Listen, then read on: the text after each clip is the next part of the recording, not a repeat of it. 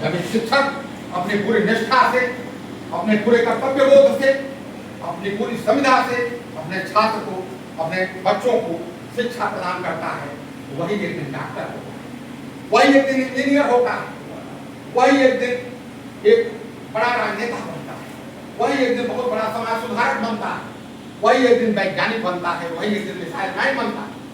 तो इसलिए शिक्षक का सम्मान सर्वोपरि सम्मान है। सरकार पूरी तरह से शिक्षक गणों के लिए और शिक्षा से जुड़े हुए तमाम उन लोगों के प्रति संवेदनशील है जो शिक्षा के प्रति जागरूक। तो शिक्षक हर क्षेत्र में, चाहे जनगणना में ड्यूटी हो, चाहे बीएलओ का कार्य दे दिया जाए, चाहे आपदा का कार्य हो। कोरोना काल में आपने देखा कि हमारे तमाम शिक्षक बंद अपने ड्यूटी करते हुए, अपने कर्तव्य का पालन करते हुए तात्कालिक भी हो गए। सरकार संवेदनशील। अभी पिछले दिनों प्रमुख सचिव राजस्व डॉक्टर अपर्णा यू के माध्यम से एक बैठक हुई जिसमें तय किया गया कि जो भी हमारे कर्मचारी या अधिकारी कोरोना काल में काल कबूलित हुए, दुर्भाग्यवश उनके लिए उचित मुआवजा, उनके लिए उचित व्यवस्था की जाए और सरकार उसके लिए संवेदनशील। मैं कहना चाहता हूँ कि आज शासन भी आपकी तरफ देख रहा है कि आप, ऐसा नहीं है कि आप अगर सुदूर अंचल में कोई कार्य कर रहे हो तो सरकार की निगाह नहीं, सरकार वहां भी आपको देख रही है, आपकी सेवाओं का वहां भी गुणगान हो रहा है, वहां भी उसको संज्ञान में लिया जा रहा है और आपके प्रति एक अच्छी भावना, एक अच्छा विचार, एक अच्छा भाव हमारे माननीय मुख्यमंत्री जी से लेकर के हमारे माननीय शिक्षा मंत्री, हमारे माननीय श्री पार्थ शर्मा जी, सबकी दृष्टि में पूरी टीम है और वह टीम आपके लिए सतत रूप से लगातार प्रोत्साहित आपको कर रही है और आपके आगे बढ़ने के लिए आपको प्रेरित कर रही है। रामधारी सिंह दिनकर ने कभी कहा था कि तेजस्वी सम्मान खोजते नहीं गोत्र बदलाकर, तेजस्वी सम्मान खोजते नहीं गोत्र बदलाकर, पाते हैं जगह प्रशस्ति अपना कर्तव्य दिखलाकर, और हीन मूल को देख जग गलत कहे या ठीक हीर खींच कर गिराते हैं इतिहासों में जी। इतिहास में जीत खोजने का काम बच्चे ने किया है जेपी ने, और मैं इसलिए जेपी को धन्यवाद देता हूँ, बधाई देता हूँ कि यहाँ इस सुदूर अंचल में आकर इस तरह के ऑनलाइन कोचिंग की व्यवस्था करके यहाँ के तमाम बच्चों को, उनकी प्रतिभाओं को जागृत करने का काम, उन्हें आगे बढ़ाने का काम, उन्हें प्रगति की तरफ ले जाने का काम, ये बहुत बड़ी बात है।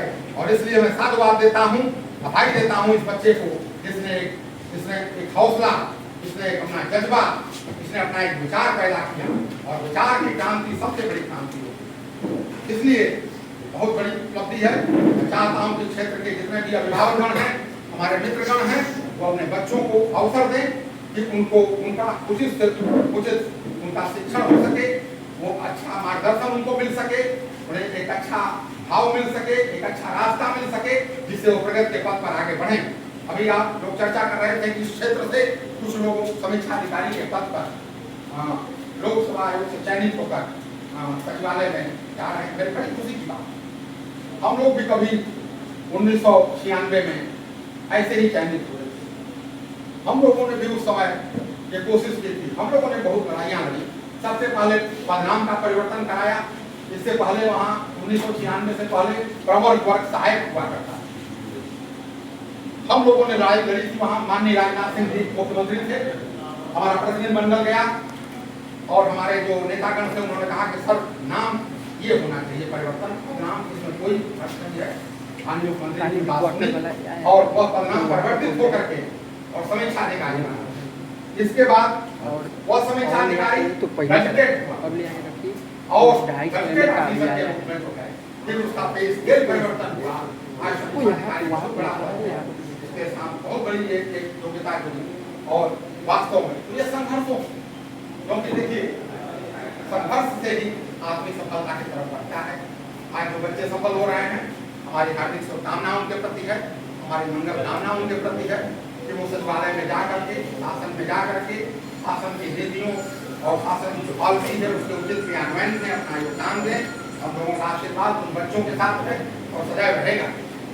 मित्रों, अभी एक जगह और जाना है, कहना तो बहुत कुछ था, लेकिन हम जो नौजवानों की बात है, जो अभी यंग जनरेशन की बात जयराम भाई साहब कर रहे थे, रंजीत जी कह रहे थे, मैं उसके तरफ आना चाहता हूँ कि एक युवा जब सबके पानी सोचता है तो देश की दशा और दिशा को बदल देता है। शर्त ये होनी चाहिए उसे उचित तालीम मिले, उसे उचित शिक्षा, और उचित शिक्षा उसे कहाँ कौन देगा, वही उसको उस रास्ते की तरफ ले जाने के तरफ उद्यत हो, और तभी वो एक देश का निर्माण अच्छी तरह से करता है।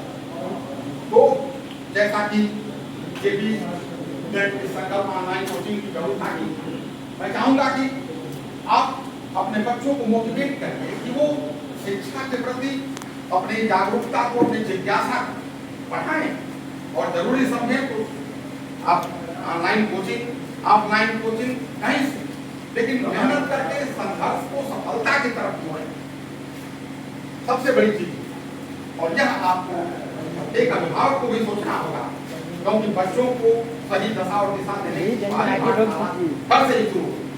तो घर में आपकी नैतिक जिम्मेदारी होती है कि आप अपने बच्चों को शिक्षित बनाएं, अपने बच्चों को संस्कार दें, तो भाव दें, तो विचार दें कि वह उस दिशा के तरफ उद्यत हों। फिर आगे जेपी जैसे लोग बैठे हैं उनको मार्गदर्शन देने के लिए, उन्हें आगे बढ़ाने के लिए, तो एक बहुत बड़ी चीज होती है कि हमें करना।